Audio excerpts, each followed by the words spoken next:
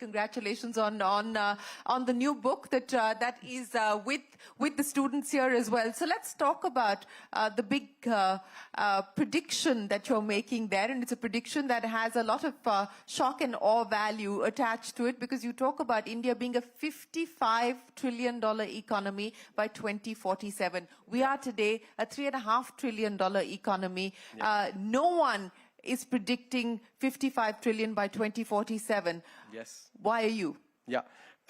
So if, those of you who are interested, maybe if you've read the preface, contrarian predictions, especially bold ones, typically, generate a lot of incredulity. And Shereen, I'm sure you'll remember, I've actually lived through that, having predicted the V-shaped recovery during the COVID pandemic, when very few people believed it at that point in time. So let me take you through the very smart bunch of students here. I'm sure, can do mental math faster than me, but let's do a little bit of mental math. And just to make sure that everybody understands, from the economic perspective. So if you think about the rate of growth in dollar terms, we have to, take the real growth in rupee terms, add inflation, that gives you the nominal growth in rupee terms, and then you have to subtract the rate of depreciation. If it were appreciation, you add the rate of appreciation, because depreciation reduces the value in dollar terms compared to rupees. So if you assume real growth to be 8%, inflation to be 5%, 8 plus 5, 13, that's nominal growth in rupee terms at 13. Assume the rate of depreciation to be 1%, and I'll come back to why that assumption actually makes sense. But if you assume rate of depreciation to be 1%, 13 minus 1, 12%, so that's 12% CAGR in dollar terms. Now, a rule that we use, to know the number of years, rule of 72. So 12 times 6 is 72, so GDP doubles, and this rule is basically to know how many years it takes to double your money. So every 6 years, GDP doubles.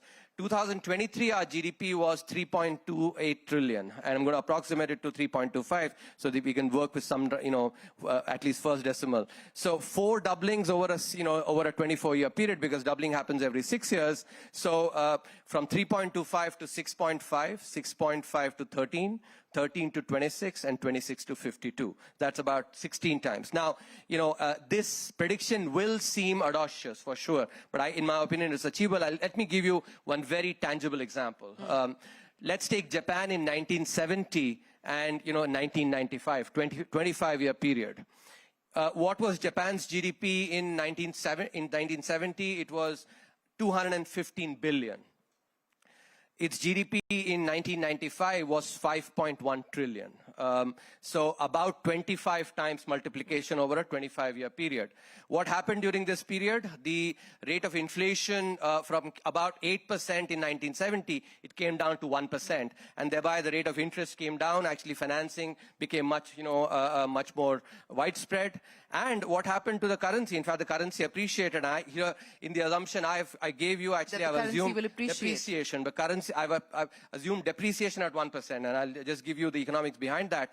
But the yen appreciated from 350 yens to the dollar in 1970 to 85 yens to the dollar. So appreciation of, about 2.5 times.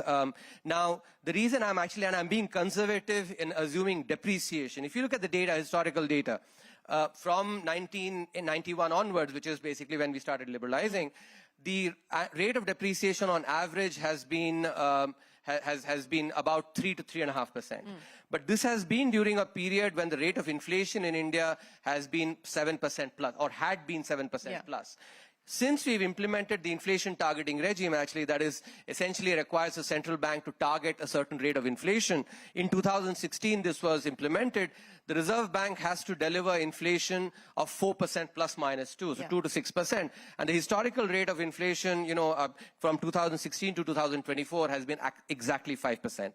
So inflation has declined from 7% plus to 5%. And so even if I don't assume any real appreciation of the currency, just the simple fact that, in order to keep the real value of the currency the same, the currency with a higher inflation has to depreciate more, lower inflation will mean lower depreciation 1 for 1. And therefore, instead of a 3.5 rate of depreciation, the likely rate of depreciation of the currency will be less than 1%, because I've not talked about the real appreciation here at all. So again, as you can see, given the situation we are in now, about close to 4 trillion, it does seem audacious. But what is really critical here is 8% growth. From here on, and I'll just spend a couple of minutes explaining the economics behind that, because 8% is ambitious, but achievable. But it's not given. It's not given. No, absolutely not. It's not given. And, I as a fan of cricket, I'm given to using examples from cricket. So I'll, in the early 90s, and that's when we were in college, Sachin Tendulkar had, burst into the scene, and he played for a few years. And his potential was actually absolutely visible, because it, hit that famous 100 in Perth. Sunil Gavaskar at that time actually made a comment about Sachin, saying if when Sachin finishes, if he does not score at least 40 international hundreds and at least 12,000 international runs, I'll personally go and strangle him. It's basically, it was a sort of a paternalistic comment about the potential that Sachin had. Now, of course, we know Sachin ended with 15,000 plus international runs and 100 international hundreds. But that did not happen just because of potential. It required enormous amount of hard work. It also required, when Sachin had the tennis elbow, injury, he had to come up with new ways of actually adapting to setbacks. I think therein lies a very important lesson. Given our growth, especially over the last 10 years, the potential is very much there, and that potential comes from past performance. And that's basically what, Gavaskar talking about the potential of Sachin. But in the next 25 years, we have to work hard, especially double down on the very good policies that have been implemented over the last 10 years, much like Sachin worked hard. And also, there will be setbacks, and us being able to actually come up with innovative solutions will be equally critical. So let me address both those issues. One, of course, the risks potentially that we could encounter along this journey, but more importantly, where you believe we need to double down, where specifically you believe the government needs to do more in terms of pushing investments, the private sector needs to do more. What would those 3 or 4 sectors be, the 3 or 4 measures be that you would prioritize in order for us to really be able to do that 8% number? Yeah, so let me just quickly, to speak about the drivers. And it was really gratifying to hear some of the entrepreneurs, especially if you take urban companies, who's talking about, formalization. And I think that is a wonderful example of the kind of productivity improvements that will happen in the economy. If you look at macroeconomic estimates, and it's very difficult to get the extent of the informal economy precisely because it is informal, but anywhere between 2/3 to 3/4, and estimates vary, the economy is still informal. And we know very well that informal sector firms are not as productive. So the most important driver of this growth will be formalization, and the public digital infrastructure that has been put in place over the last few years actually will be a critical driver of, from the vantage point that I occupy on the board of the International Monetary Fund, I actually, lose no opportunity to remind my colleagues that this is something that, India has leapfrogged on and will be a big determinant of the formalization. So that's the first driver.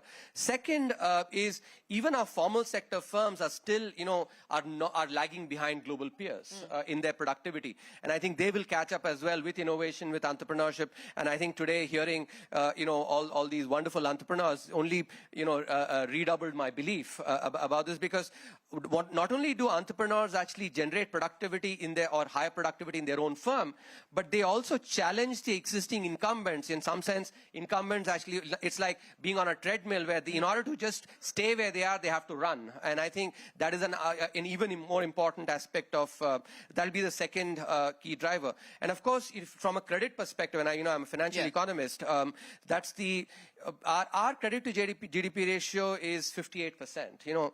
If you go back about 65 years back, the world average in 1960 was about 60%. In other words, in terms of credit creation, we are, in India today, the level that the world was about 65 years back. So there's a huge runway for credit creation. I'll just give you a specific example. Take India versus South Korea.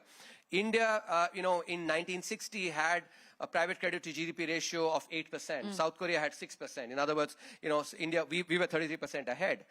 Fast forward 60 years, 2020, South Korea has a private credit to GDP ratio of 178%. We are at 58. And you can do the counterfactual. If, for instance, we had that kind of credit, growth, maybe we might have been actually not buying their Samsung phones. They might have been buying our phones. We might not have been buying their cars. They might have been buying ours. Actually, but there is an important learning, and this will actually foster growth. Now, let me come to specifically the sectors that you talked about, right? I think manufacturing, and at least 2 or 3 chapters I spend on manufacturing. That's incredibly important, from 2 perspectives. First, it is the fact that we have, very young population, and the demographic, it actually, for it to really become a dividend, social and economic inclusion, especially through good jobs, high quality jobs, is really critical, and manufacturing sector is critical for that. But also from a macro perspective, as the middle class will grow, we'll have a bigger middle class. They'll demand, they'll need not only phones, they'll basically need refrigerators, televisions, they'll basically need, air conditioners and all those goods. If you're not going to be manufacturing them here in India, we'll have to import them, and that'll have an impact on our trade deficit, our current account deficit, and then, on the overall, the external situation. So from both these reasons, it is really important to focus on manufacturing. And here I want to, I've always maintained that, some commentators, for instance, say that India missed the manufacturing bus, or maybe even will miss the manufacturing bus again. I disagree. The reason being that the reason, we did not enjoy as much growth in manufacturing is, in my view, completely because of policy failures. When you look at a manufacturing sector firm, what are the inputs that a manufacturing sector firm needs? It needs land, labor, capital, logistics, or transportation, power, scale, economies of scale. On each of these inputs, and these are what we economists call the factor markets, markets for these factor inputs actually have not been liberalized, even though we liberalized, product markets in 1991. And I'm sure you will know this. In 1991, as part of the IMF package, actually labor reforms, land reforms are actually part of, and here we are, in 2024, we're still basically waiting for the labor laws that have been passed, to a subordinate legislation to be enacted. So, on each of these inputs, our manufacturing sector entrepreneurs face anywhere between 15 to 20% additional costs compared to their global peers because of these, the markets are not liberalized. You add them all up together, you basically see our manufacturing sector, firm compared to global peers is facing anywhere between maybe double the cost. So this is one area where basically policy needs to continue. There's been good work over the last, several years. But it's not enough. But that is not enough. That is not enough. We still have to, the 4 labor codes that have been passed, the subordinate legislation needs to definitely be, passed. States need to work on, and a lot of the onus for reforms needs to be on the states. Land is basically a state subject. Land is incredibly important. Land banks need to be created. Capital, and I think this is where the financial sector is really important. This is up to the, the union government, but a lot more efficiency needs to be brought in. Our public sector banks need to become more distinguished, and one of the, I jocularly remark that, if you enter into a public sector bank, when you have to actually know which bank are you banking with. You have to step out and read the board. Otherwise, they actually look too homogenous. But then, but we have actually they account for about 75% of the overall, banking sector. So that's too homogenous. They need to have their unique competitive advantages. And whether it's based on geography or on the product segment, they need to develop that, and that will really help in the, in reducing the cost of capital. Good work on logistics. I think logistics costs have come down, but we need to continue working on that. Power, I think that's again, this is state subject as well.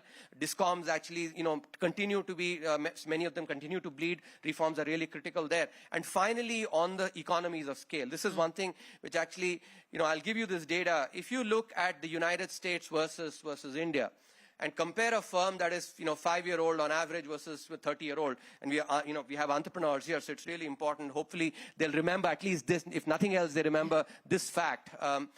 In the United States, if you look at a 30-year-old firm, the 30-year-old firm produces 7 times as many jobs as the average 5-year-old firm. What's that multiple in India? 1.4. 7 versus 1.4. In other words, when the firm, a new firm ages in the United States, it's producing at least 5 times as much jobs. And it's starting possibly from a larger base as well, yet producing. And this is incredibly important. Why? Because we've, a lot of the regulation we've had, and that is, good part of that is from, a relic of the socialist past, where we provide perverse incentives for firms to basically continue remaining small while they age, and therefore we create dwarfs in the economy. And I think this is really important because economies of scale come when a firm grows, and instead of having 5 firms which are, let's say, slightly less than 100 employees, because 100 is a threshold when the regulation really starts, the entire rule book is thrown on the firm. A firm that is 500 employees strong will have much lower average costs, and thereby, will be more productive. So so manufacturing is actually really a very important aspect of innovation and entrepreneurship.